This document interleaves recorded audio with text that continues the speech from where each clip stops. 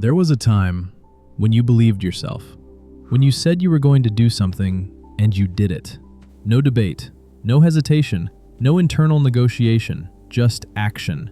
Now, it's different.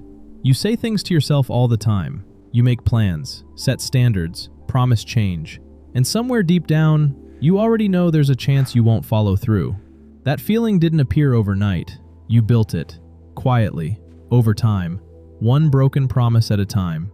Not dramatic promises, small ones. You said you'd wake up earlier. You didn't. You said you'd stay disciplined. You slipped.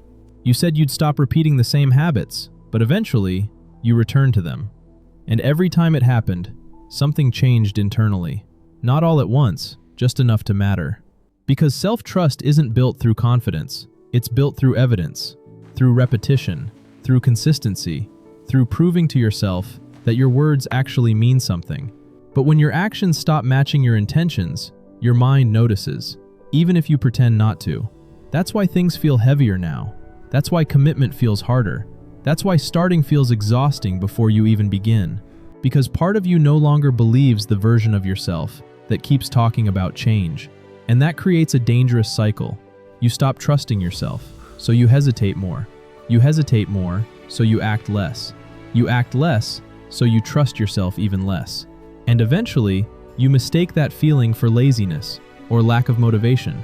But it's not laziness. It's internal doubt built from repeated inconsistency. There's a Stoic idea. Your life is shaped by what you repeatedly do, not what you occasionally intend.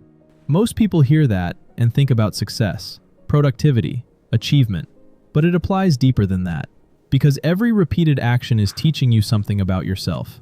Every time you follow through, you reinforce discipline. Every time you abandon yourself, you reinforce weakness.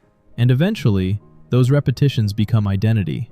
That's why this matters so much. Not because of the task itself, but because of what the task represents. A promise. And right now, you've gotten too comfortable breaking promises to yourself. Not loudly, quietly. You delay things, move standards, excuse behavior, tell yourself it's temporary. But your mind records all of it. That's the part people ignore. You can lie to other people. You can hide inconsistency publicly. You can pretend things are improving. But internally, you know. You know when you're avoiding something.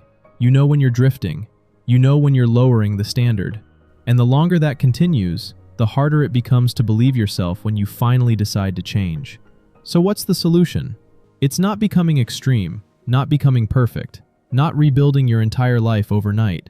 It's rebuilding self-trust slowly, one completed action at a time, one kept promise at a time, one moment where you say, I'm going to do this, and then actually do it, even if it's small, especially if it's small. Because small actions repeated consistently restore belief. That's how discipline actually starts, not through intensity, through evidence.